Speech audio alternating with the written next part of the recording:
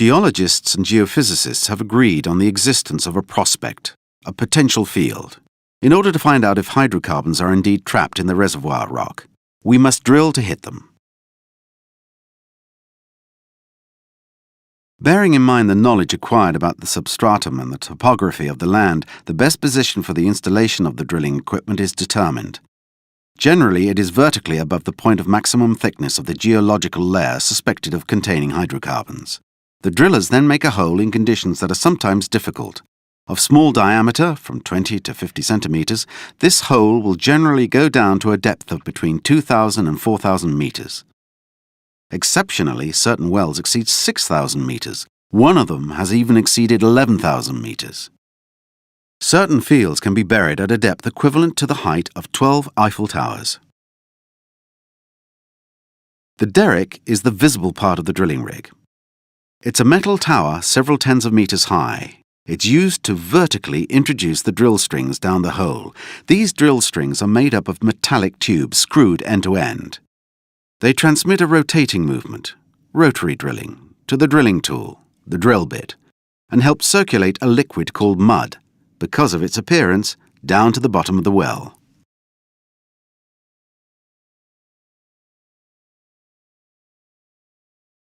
The drilling rig works like an enormous electric hand drill, of which the derrick would be the body, the drill strings, the drive, and the drilling tool, the drill bit. The most usual tool is an assembly of 3 cones, from which comes the name tricone, in very hard steel, which crushes the rock. Sometimes, when the rock being drilled is very resistant, a single block tool encrusted with diamonds is used. This wears down the rock by abrasion.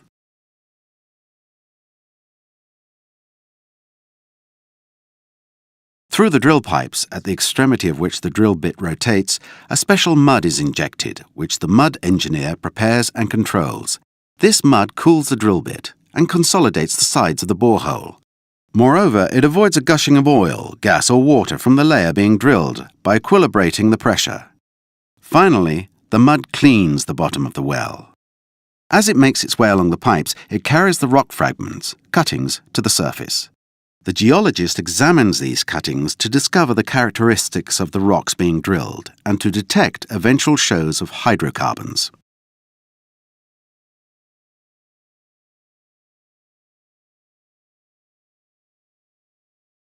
The cuttings, fragments of rock crushed by the drill bit, are brought back up to the surface by the mud. To obtain information on the characteristics of the rock being drilled, a core sample is taken. The drill bit is replaced by a hollow tool called a core sampler, which extracts a cylindrical sample of several meters of rock. This core supplies data on the nature of the rock, the inclination of the layers, the structure, permeability, porosity, fluid content, and the fossils present.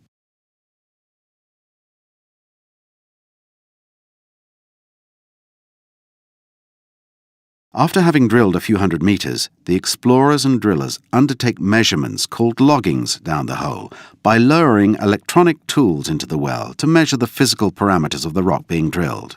These measures validate or invalidate or make more precise the hypotheses put forward earlier about the rocks and the fluids that they contain. The log engineer is responsible for the analysis of the results of the various loggings. The sides of the well are then reinforced by steel tubes screwed end to end. These tubes, called casings, are cemented into the ground. They isolate the various layers encountered.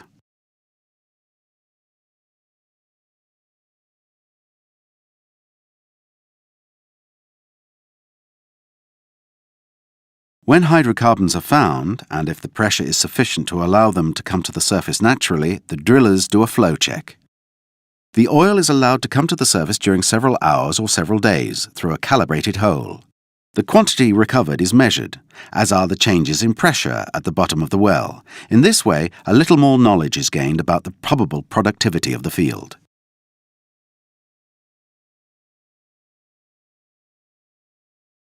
If the field seems promising, the exploration team ends the first discovery well and goes on to drill a second, even several others, several hundred or 1,000 meters further away.